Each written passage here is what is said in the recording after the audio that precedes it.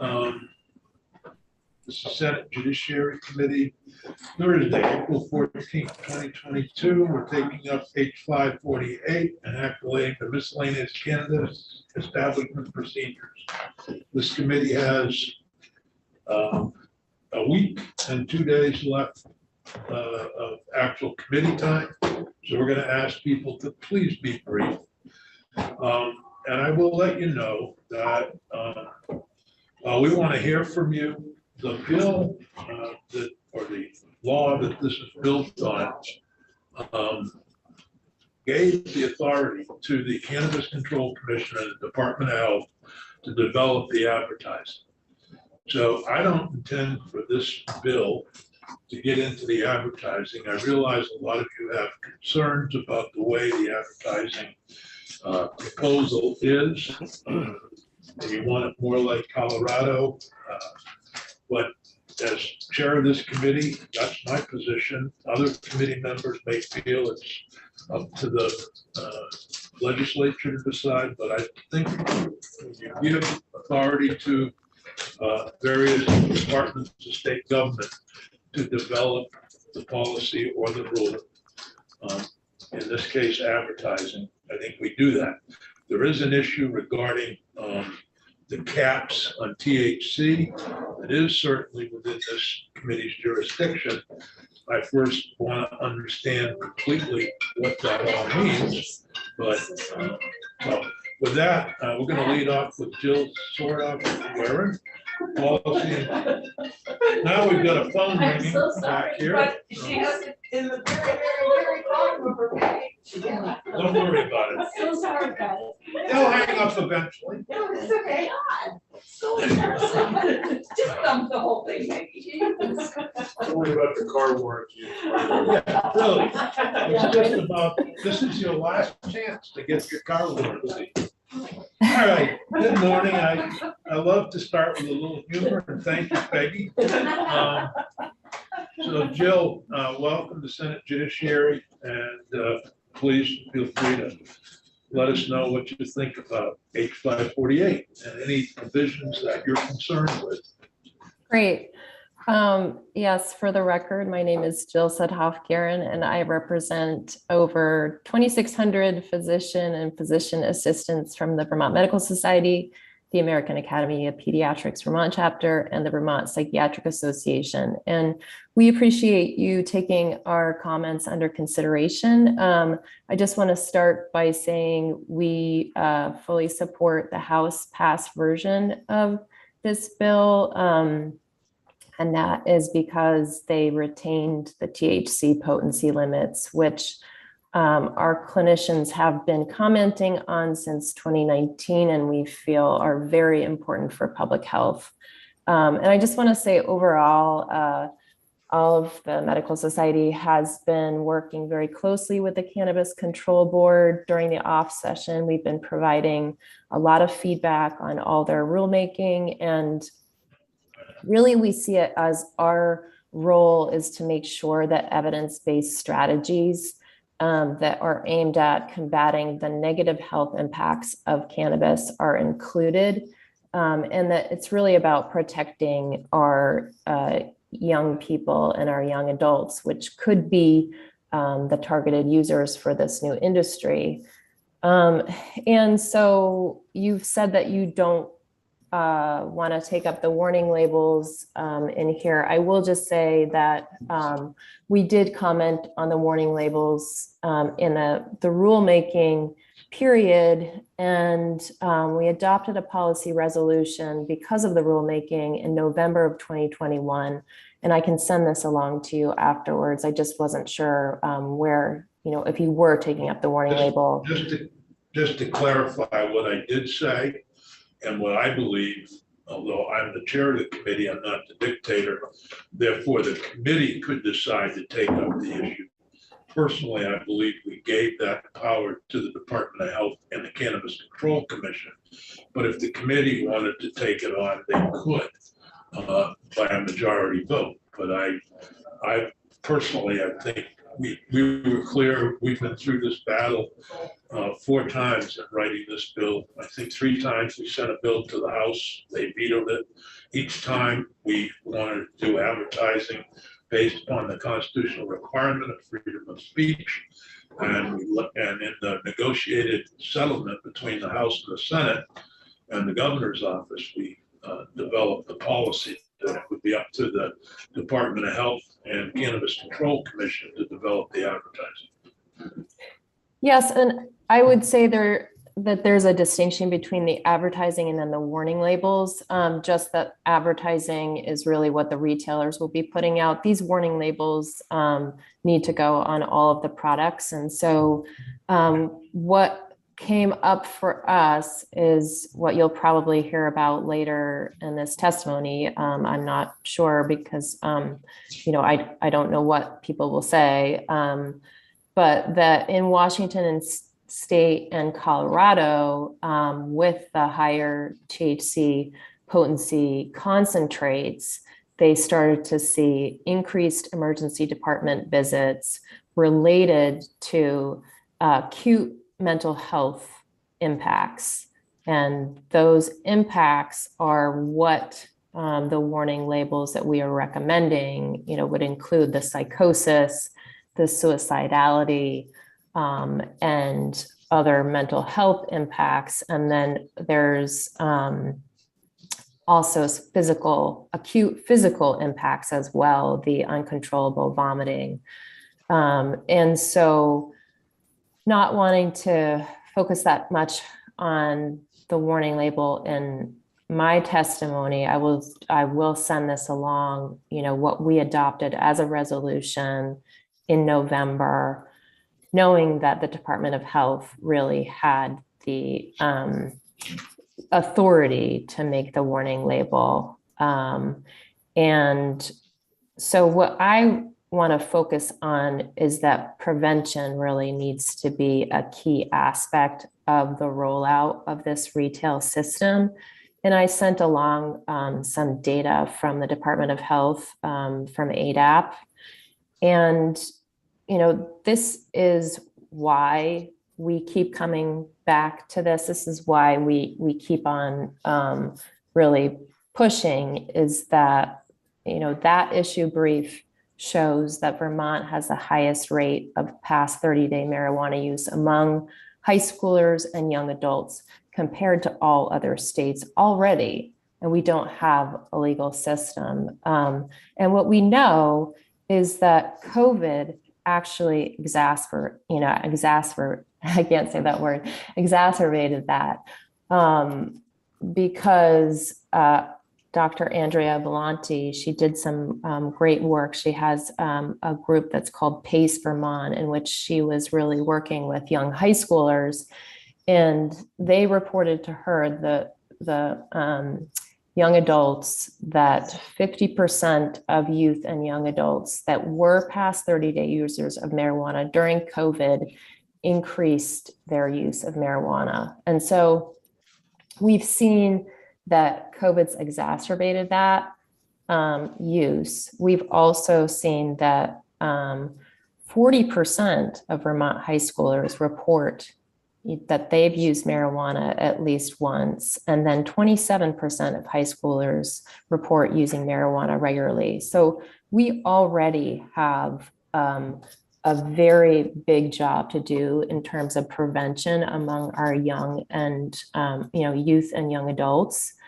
And then what we've also seen is vaping is becoming an increased method of taking in marijuana and cannabis. And what is coming out now is really the co-use of vaping, nicotine, and cannabis together. And so you can see how that is impacting our schools, our families.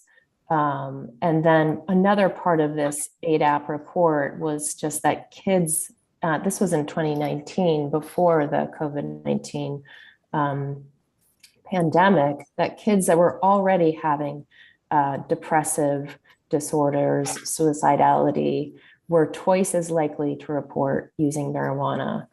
And so that's why we keep on coming back to this. And I will just say that last Friday, I received an email, and this is from one of the prevention coalitions. And she said, I've been talking to schools and there's a lot going on with vaping, bullying in the bathrooms. Students are feeling there are no consequences and staff are feeling overwhelmed to enforce rules. Parents are refusing to pick kids up from school if they're asked to leave. And they're pulling together families and the agency of ed because they already have a crisis with nicotine vaping and cannabis use. And so I bring this up because I feel like these technical bills that seem like they're nibbling around the edges are still not putting prevention first. And I know that your committee has this bill in front of them, but I would also say that what we've heard is that the governor's recommended appropriation to shore up the prevention coalitions is not being supported. He was recommending that 3.5 million go towards the prevention coalitions before this rollout. And this is part of in 2016. You're into the appropriations process. I'll only remind you that 30% of all revenue from the excise tax on cannabis goes to prevention. All 6% of the sales tax goes to after-school programming, which could be considered prevention. And the Appropriations Committee is meeting later this afternoon. I suggest you talk to the Appropriations Committee about the funding while I'm a member of that committee, and what we're doing on prevention, what the governor did and so forth. So I don't want to okay, go ahead, please. We've got about 3 minutes, if you could. Sure. Down.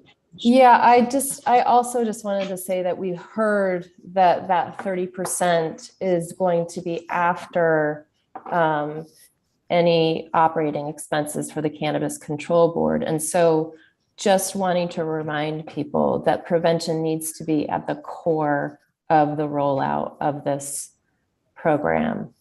And that the warning labels are just part of that, because the warning labels are giving people that don't know what the impact of this use is going to be all of the information. And then James Pepper had brought up before something about not having child-resistant packaging for flour. And I would just say that during the rulemaking, our organization strongly supported packaging requirements, that included the child-resistant containers. And it seems to be the industry norm. And it seems like there's a lot of recyclable and actually compostable options. I couldn't find any studies that corroborated what he said, that it has no impact if a kid eats flour, but I found a lot of industry information that said that there are a lot of compostable, recyclable options. And we do know that there are harms when kids find edibles, of course. And then we also know that flour impacts pets when they're found. So we do support keeping the child-resistant packaging. And then. Okay, that's about it. I need to move on. I'm sorry. I've got dozens of people. Can you wind down, please? Great. Yeah, so if there's any questions, I am here to answer them. Okay. Great. Are there any questions for? Thank you. Harriet Fox, CEO and co-founder of Maristream Farms LLC. Eric, I'm sorry. Quite all right. Good morning. And thank you very much. Can everybody hear me? Yep. Yes. Great. very much appreciate the opportunity to testify on H548. I'd like to focus on the provisions in the bill that set limits on THC concentrations in various cannabis products. It's not my intention to opine on the merit of THC caps in general, just in a few specifics. So I'm a CEO and co-founder of Meristem Farms. We're a Vermont licensed hemp farming and production company since 2018. And prior to that, I was with U.S. Department of Agriculture for 15 years in a variety of policymaking and executive capacities. And I also co-chair government affairs for the National Industrial Hemp Council, one of the trade associations in the hemp industry.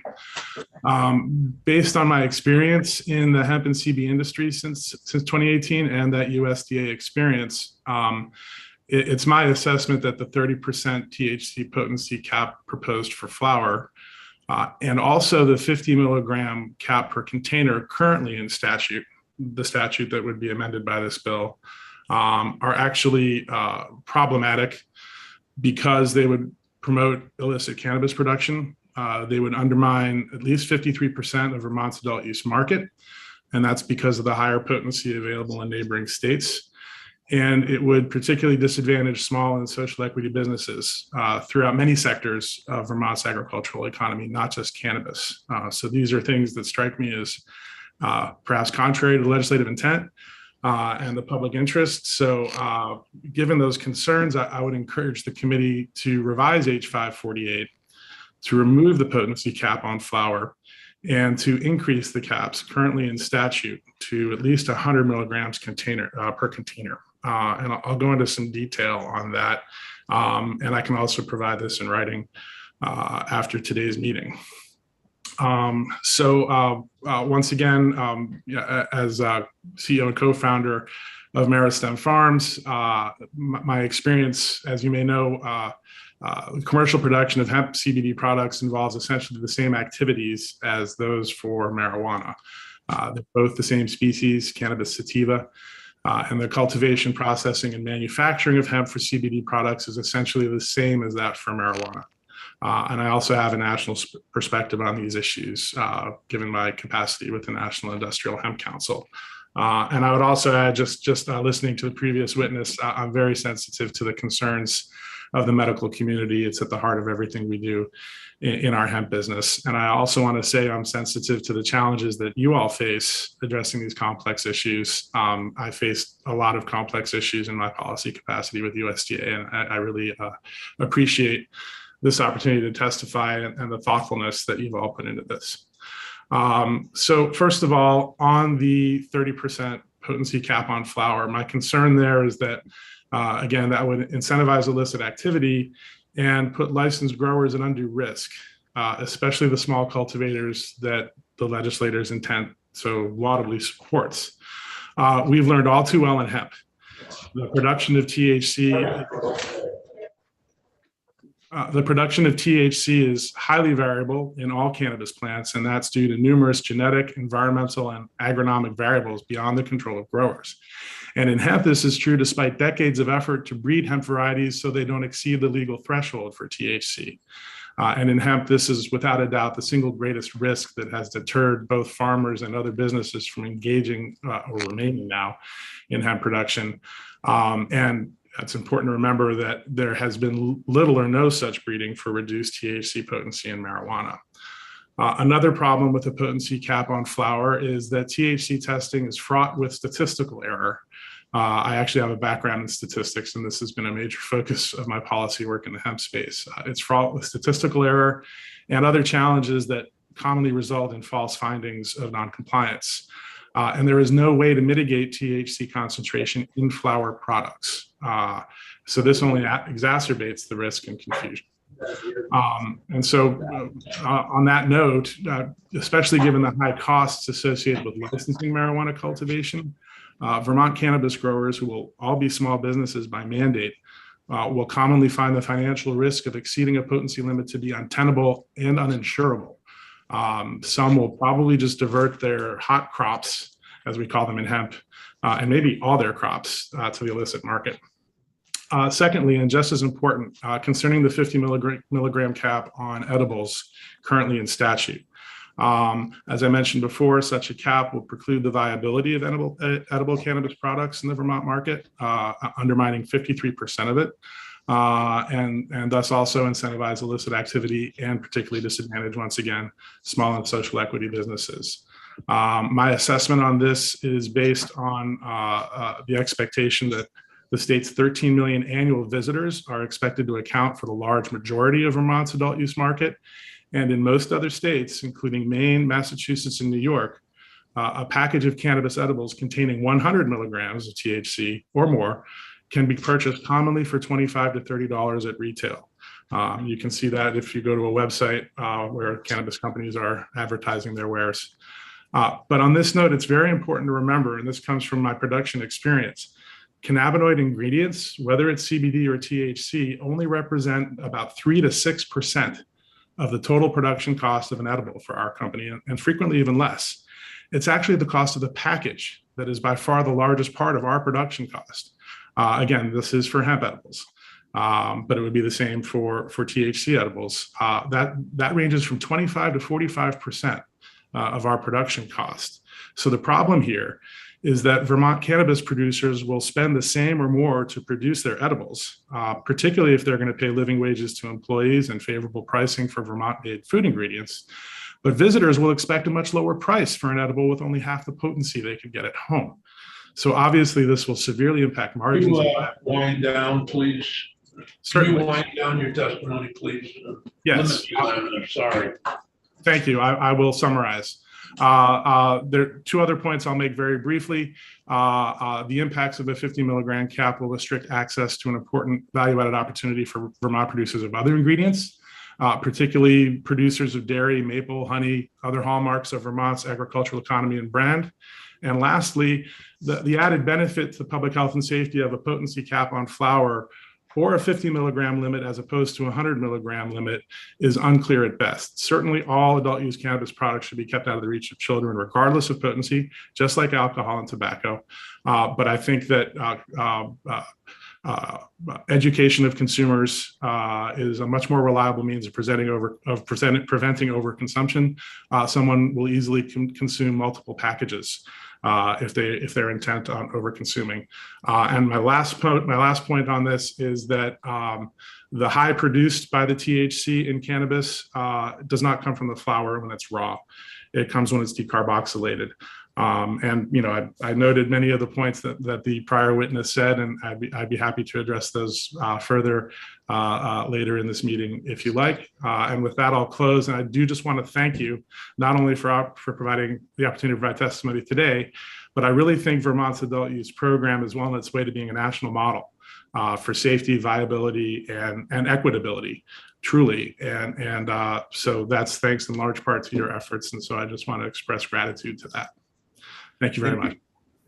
Thank you. Are there any questions for Eric? I appreciate your testimony. I look forward to the written. I really would like to understand what neighboring states are doing as far as the caps and so forth. So obviously one of the goals here is to eliminate the black market or reduce the reliance on the black market as much as possible. Nicholas Sherman, I know I mispronounced it, Executive Director of Vermont Normal is our next witness. Nicholas, please accept my apologies for messing up your last name. Not a worry, Senator. You probably got it better than most people would. It's a tricky one. For the record, Nicholas Shorman, Executive Director of Vermont Normal. Good morning to everybody here. I want to thank you for inviting me and having me in your committee today to discuss H548. While we are in support of removing the THC caps and packaging limits on edibles, and I want to agree with everything that Mr. Fox just stated, that is not the focus of our testimony here today. I'm here to talk to you about developing a social equity exclusive delivery license here in Vermont for cannabis. So the state of Vermont has stated time and time again their interest to provide economic opportunities to individuals who historically have been disproportionately impacted by cannabis prohibition. Yet Vermont has an unrealistic idea of who, as a social equity applicant, would be able to succeed in our local cannabis market. Due to deeply ingrained systemic socioeconomic issues, many people who qualify as social equity applicants lack the necessary capital and/or specialized knowledge needed to successfully maintain a business in this state. Now, it must be emphasized that this is not by the fault of the individual, but rather that of a system that thrives on cyclical poverty and income inequality. With this in mind, it is in the interest of all potential social equity applicants for there to be a less cumbersome and less costly alternative to entering the cannabis industry than opening a traditional establishment. That alternative is a delivery license available exclusively for social equity applicants holding no other cannabis licenses for a window of 3 years, subsequently open to all social equity applicants for the 7 years thereafter. Now, our argument for developing delivery licenses exclusively for social equity applicants is a three-pronged approach, with nearly every player across the spectrum benefiting. The first beneficial aspect of developing a delivery license exclusively for social equity applicants is its low cost and low barrier to entry. This affords folks who lack access to capital or the specialized knowledge to, for example, cultivate and/or manufacture commercial grade cannabis products, emphasis on commercial grade. This offers them a low barrier to enter the market and an equally low startup cost. For the initial 3 years, the license would be available exclusively to social equity applicants who do not hold another license, cannabis business license. And after the initial 3 years, the license would be available exclusively to social equity applicants, regardless if they have another business in the state for a window of 7 years. This would give delivery licensees a vital advantage by minimizing competition from big players initially, while giving them the option to expand and acquire other licenses after the 3rd year. By contracting, going to various dispensaries, retail storefronts, and other players along the supply chain, delivery licensees would be networking and building essential industry knowledge, equipping them with their own tools to start a traditional cannabis business in year 4 and beyond if they so choose. The second group, or groups to benefit from developing a social equity exclusive delivery license, are patients, consumers, and the public as a whole. Vermont is a very rural state that has chosen to undergo the opt-in process for retail cannabis. This means an individual may live dozens, even hundreds of miles from a municipality that has opted to host a retail or medical cannabis outlet. So by providing delivery services to consumers and patients alike, a much needed service is provided to someone who otherwise couldn't easily access cannabis products. In the case of patients, oftentimes these are folks with physical and/or mental disabilities who are unable to access their medicine. Now, it is important to remember that those who need cannabis as medicine often can't access it for the same reason that they use cannabis as medicine. It should also be noted that delivery currently exists for medical patients and is accessible in all corners of the state. But in the case of consumers, delivery encourages smart decisions regarding impaired driving. Vermont also has an aging population.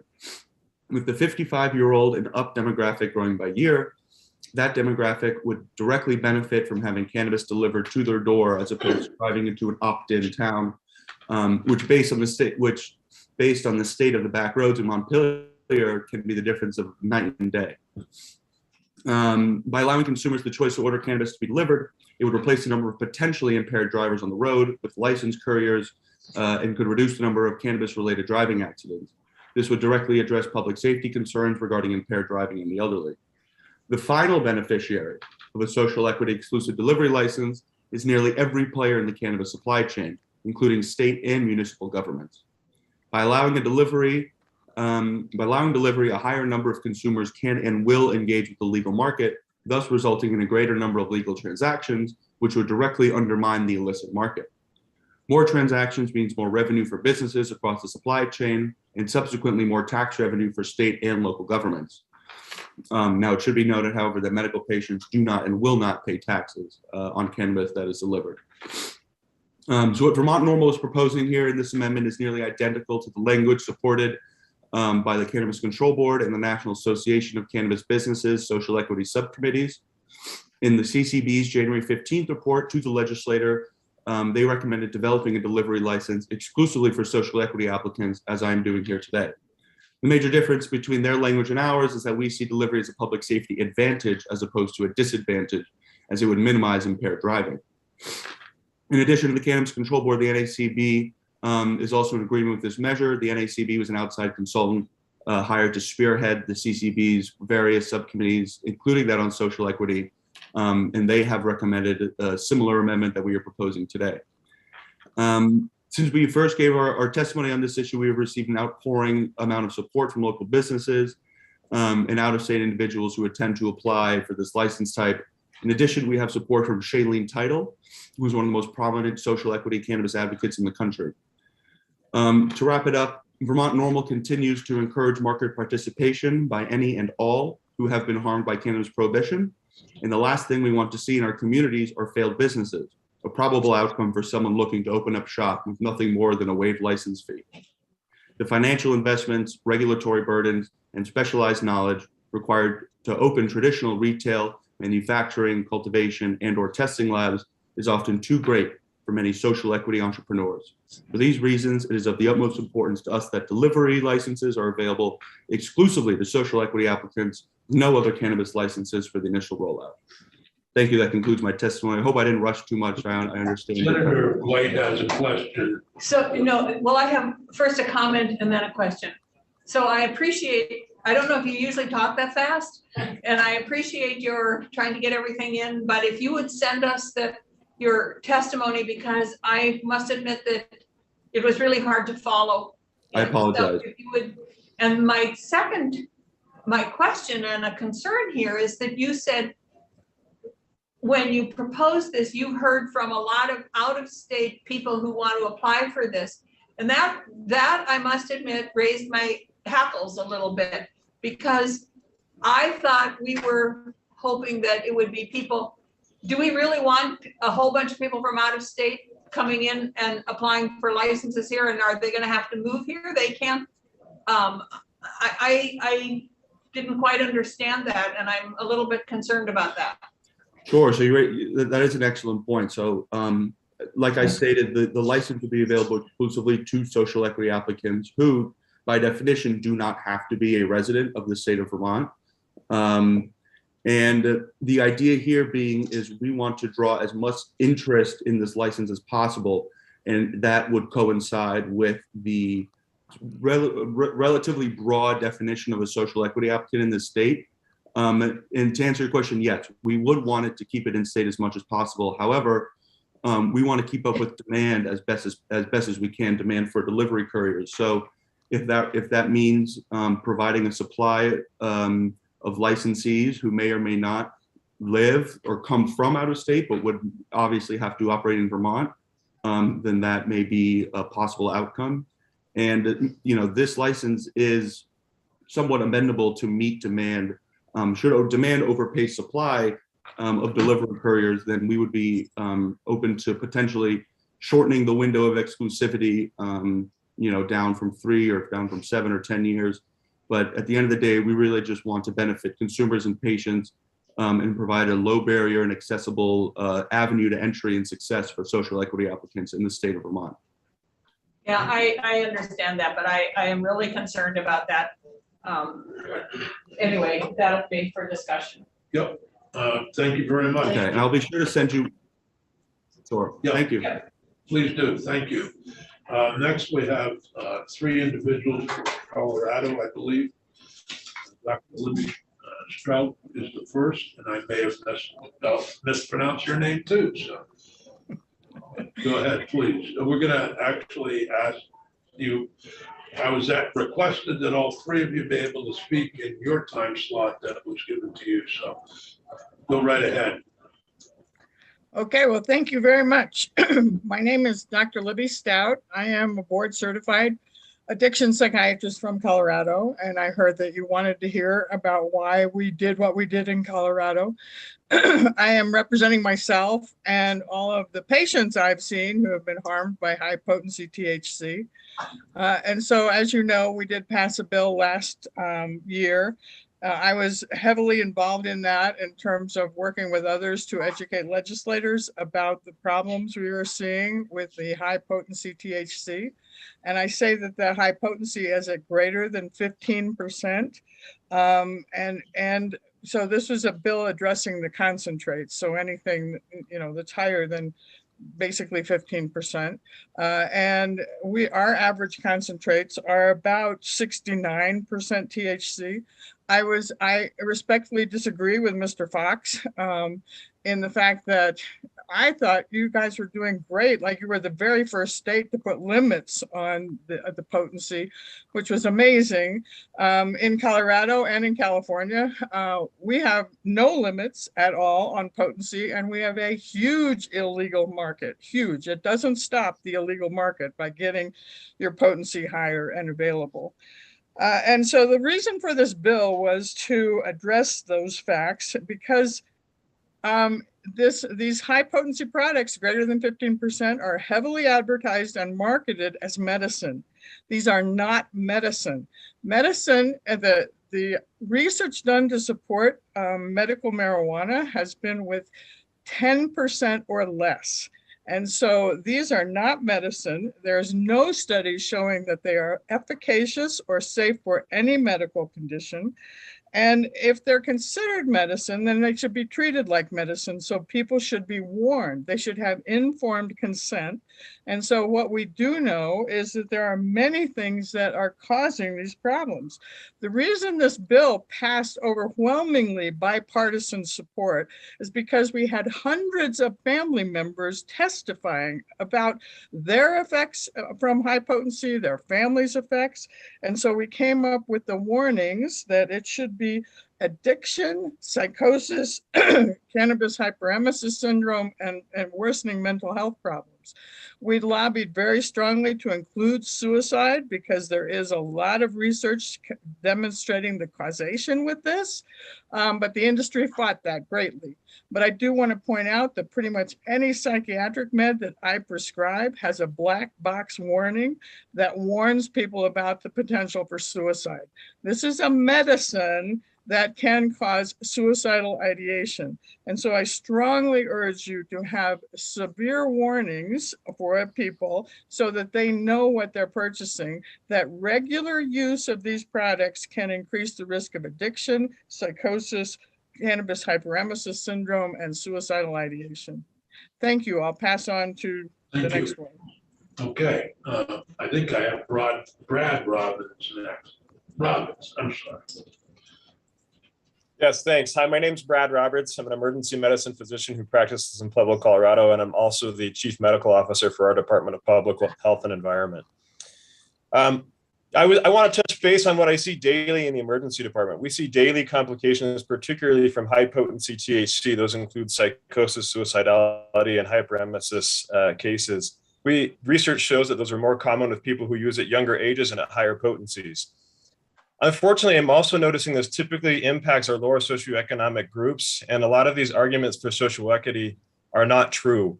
Unfortunately, these families become dependent on the product and are now stuck in a cycle of drug abuse, psychiatric illness, and are consuming significant amounts of our resources here. It overwhelms not only our emergency departments, but our child protective services, our police services, and our homeless services here. Just to give an example of what psychosis looks like, I recently had a 28-year-old guy that was just at home screaming help uncontrollably. He got brought into our local psychiatric hospital where he was punching staff and couldn't be controlled, was given high doses of Benadryl, Haldol, and Ativan before he was brought to me. I gave him even higher doses of Ativan until we could finally get him sedated, and ultimately had to be admitted to an inpatient psychiatric service. Had no further prior psychiatric history. We see cases like that on a near daily basis. I also want to talk, Libby Stout mentioned, but I want to also respectfully disagree with Mr. Fox. What happens is these people use higher potency products, they get dependent on it, and once they're dependent on it, they can no longer afford that product, and they're stuck going back to an illicit market because that's the only thing they're able to afford. It has not decreased the illicit market, and in fact, substantially increases that. Just to kind of end with as my role, the chief medical officer for the Department of Public Health, we look heavily at costs of healthcare. And I want to make it clear, you will never make up the cost for the increased services needed by the tax revenues brought in from cannabis. Thank you. Thank you. Next is Robin Gibbon. Good morning, committee members. Thank you for having me. My name is Robin Gribben. I'm a Colorado mom and I'm representing myself. My kid was 15 when he started using marijuana in Colorado. I smoked weed when I was a teenager too, so I wasn't too nervous about it. And plus I was hearing that it had all kinds of health benefits. Some people can smoke weed and experience no problems their whole lives, but for a not insignificant percentage of people, there are serious health issues like depression and psychosis. One of the many harms that my kid suffered was cannabis hyperemesis syndrome. We didn't know the name of this condition at the time. He just started vomiting uncontrollably one morning and feeling severe abdominal pain. I thought he had the flu. After about 8 hours of this violent vomiting and screaming in pain, I took him to the emergency department. They thought he had food poisoning, but the usual drugs that stopped vomiting would not work. So they tried Haldol. It worked, but this kept happening over and over again. The doctors would run expensive tests to rule things out. About the third incident, I started Googling, and I found a little group on Facebook with about 300 members called Recovery from CHS. I showed it to him. He said, "No, Mom, weed is great for nausea." Even a nurse wondered if maybe he wasn't smoking the good stuff. "Try an organic strain," she said. All in all, my kid went to the ER 11 times over 9 months, and this was billed at nearly $100,000. CHS is torture, and eventually people who have it will do anything to make it stop.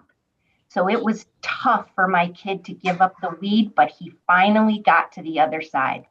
It's been 3 years since then, and that little Facebook group I mentioned, it now has 17,000 members.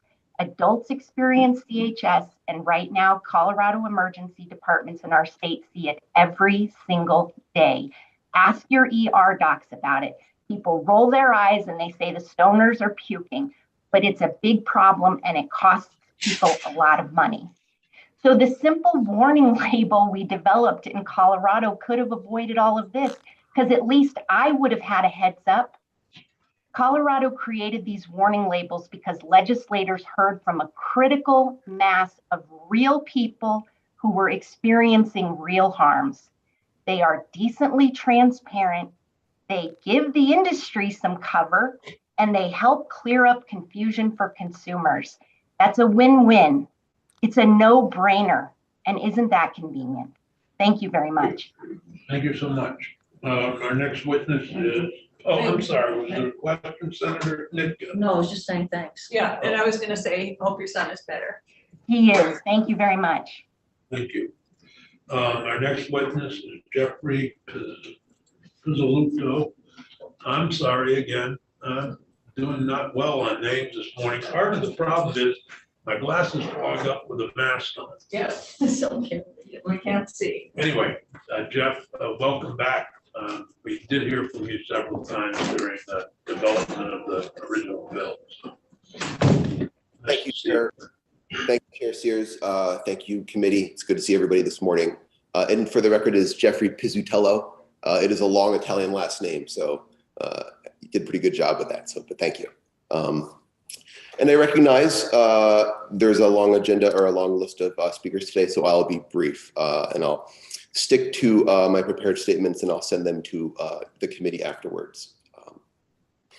So I'm here today to offer suggestions for improvements to the miscellaneous cannabis establishment procedures bill, H 548, pending before your committee, intended to ensure that Vermont's adult use cannabis market operates fairly, successfully, and in alignment with the Cannabis Control Board's recommendations submitted to the General Assembly and the House on October 15th and November 1st of last year, and in alignment with the enabling statutes intent. That would be Act 164, 2020, and Act 62, 2021.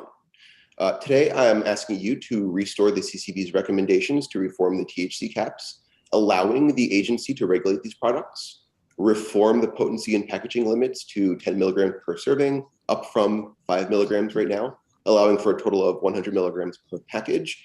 I believe colleague Mr. Fox had spoken to this. These really are national standards that Vermont is falling short on when it comes to packaging. Also emphasize the importance of direct-to-consumer access, really for any marketplace, especially an adult use cannabis marketplace. And then lastly, to urge you to restore the nursery license that the CCB had also originally recommended. If I don't get to all of my points, please note that I will be providing written testimony that will have the full breadth of my statements. Appreciate that. Yep. Go ahead. Very briefly, for those who aren't familiar, after decades of, my name is Jeffrey Pizzatello. I'm the executive director of Vermont Growers Association. After decades of professional cannabis cultivation myself and citizenry advocacy in Vermont, local cannabis professionals and myself started Vermont Growers Association in 2019 to help establish and protect the adult use marketplace. Similar to Vermont Brewers Association, with the state's beer industry, we are the state's nonprofit trade association for local cannabis professionals. Though we have growers in our name, our members include retailers, product makers, farmers, wholesalers, cultivators, and much more. We are the largest, as of this moment, member-based nonprofit cannabis organization in the state, and we represent every corner of the emerging industry. In Vermont, we work side by side with our member organizations in the Vermont Cannabis Equity Coalition. We were here last year. That includes NOFA Vermont, Vermont Racial Justice Alliance, Justice for All, Rural Vermont, Trace Vermont, the founder of Trace Vermont, and our allies in the Vermont Cannabis Nurses Association and the Green Mountain Patients Alliance. More recently, I want to share, we've also become active at the federal level, joining over a dozen other states and launching an interstate craft cannabis coalition. It is very important for Vermont and states like Vermont to be prepared for federal legalization, to protect the small business-driven markets that we're creating, that exist, and to have a voice in the legislative process in Washington, D.C. that will impact all of our markets. So throughout today, I'd be happy to take any questions, not just on state issues, but also federal issues. Moving to THC caps. So cannabis has been legal for adult use for nearly a decade in this country, beginning with Colorado in 2014. We now know that legalizing adult use cannabis is not a public health concern. I'm going to say that again. We now know that legalizing adult use cannabis is not a public health concern. In fact, there are numerous studies that have found most states with a commercial market report no change or even a decline in teen use. So I don't want to spend a lot of time on this, but I just want to say I'm fortunate to live in a state where a majority of the elected officials in the state house, this body, seem to be ready to move beyond supply side prohibition for cannabis. And considering that this body has voted to establish a new state agency to establish and oversee a legal cannabis marketplace, one can conclude at this point in time that the conversation really no longer is about prohibition, which THC caps are really about, but about education and awareness. Colorado, Oregon, Washington, Massachusetts, and on these states, in fact, and there are plenty of reports out there that you can look up, have seen a decline in teen use. These are facts. As a country, we are moving past cannabis prohibition. And again, I want to express how fortunate I am, all of us are, to be living in Vermont. That is one of the states trying to lead the nation in moving past these old ways. So the issue of THC caps is not a public health issue. That is, and I want to be clear, keeping the caps in place will not contribute in any substantial way to improving public health in Vermont. Instead, what they will do is bring dire and consequential implications to the adult use market, preventing hundreds of small businesses from participating, ensuring a robust, unregulated market exists. And this is precisely why the CCB recommended to lawmakers that they be allowed to regulate solid concentrates that test over 60% THC and provide cultivators with the opportunity to remediate or redirect cannabis flower that tests over 30% THC. And we agree. In their November 1st, 2021 report, the Cannabis Control Board submitted to the General Assembly these recommendations to reform the THC caps in the prohibited products line section of 164/2020. And these recommendations were in the original version of Bill H-548, as many of us recall. I believe we have some of the sponsors of this legislation before us. Actually, I misspoke, we don't. It's a House bill, sorry. But that language that was originally in the bill was removed in the House. And so really, we are urging you today, I am urging you today to restore this absolutely vital language back into the bill. I want to stress, Vermont will not have a viable nor competitive adult use cannabis marketplace with these THC caps in place. There's been discussion about other states. No other state has THC caps for their adult use marketplace. Vermont is the very first state. So keeping them in place will ensure Vermont has a less competitive market and like I said, keep hundreds of local small businesses in an unregulated marketplace. To wrap up, I understand that the discussion of cannabis concentrates can seem a little abstract. So very briefly, I want to talk about beer. Let's say Vermont decides to prohibit beer with 4% alcohol content. What would happen? First, lots of people would get upset. But second, two things would immediately happen. First, products would be pulled off the shelves. All of those varieties of beer that are produced in the state that consumers are used to purchasing would be no longer available. Customers seeking these prohibited beer products would be driven to an unregulated market or, as it was mentioned earlier, to other states. That's exactly what is going to be happening with cannabis. And this means that our market competitiveness would sharply drop, and so would the revenue that the state collects. So a severe impact on product selection and the market viability. Also, with the THC caps in place, we are accepting a severely limited product selection that vastly reduces our product's overall value. Back to beer, if 4% beer was prohibited, all of those breweries producing that beer would be faced with a very difficult decision. I want to stress this. There are hundreds of small businesses in Vermont that are currently producing these products that want to enter the legal marketplace. They want to contribute to the tax base. With these THC caps in place, we are effectively telling these businesses that they are not welcome in this marketplace. And we urge you to reconsider adopting or adding the CCB's recommendations to this bill. And I'll end there. There are other points that I wanted to talk about, but I want to be mindful of time and respectful of the other witnesses. Happy to take any questions. Are there any questions for Jeffrey? I guess my one question is that, can you help me better understand this caps issue? You're talking about potency, and I have to be honest with you. I'm not sure I fully understand what this issue is about. You want a higher potency in that's allowed. So can I equate that with White Lightning versus 80 proof vodka? Certainly. And interestingly enough, Chair Sears, that White Lightning is currently legal under Act 164. So Act 164 effectively bifurcates the term concentrate. Most states do not do this. Vermont added two descriptors, solid and liquid. Solid concentrates that test over 60% THC are prohibited. Liquid concentrates, such as distillate, which is pure THC, that tests at 100%, is currently legal. So it's hard for me to, and I think most people, understand where the public health concern is there when we're allowing one but not the other. Thank you. Other questions for Jeffrey? Thank you all very much. And I'm sorry to be a taskmaster at time, but we needed to keep our bills rolling out of here. Seems like we never have enough time to do everything and we want to do it well. So I thank all of you. We're going to take a brief break until 10:45.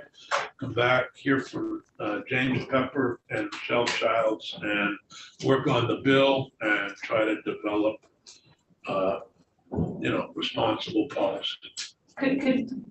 Before we come back, can we possibly get a copy of the warning label that the control board came up with? And I have, it's on the website, on the copies. Oh, and the Colorado one, so that we can just see that. I don't know if I have the Colorado one. I only have. You have the Colorado one. Well, isn't that convenient? Yeah, but is this what goes on the product? Is that what you're saying? I want to see what goes on the product. In Colorado, this is the warning that they came up with. I know, but does it go on the product? I don't know. We can ask some of the Colorado folks. Is Libby still with us? And here they are side by side. Let's ask Libby. Is this you're just being here? Yes, this is. What is, do you have a copy of the label that's on the product that's sold in Colorado? Could you send that to us? Okay, and what was required from our bill was quote, a tangible thing that the people could read. So what we actually have is a 4-page handout that has. I know, the but warning. I want to see what goes on the label itself on the product. Okay, all right. Thank you. Thank you.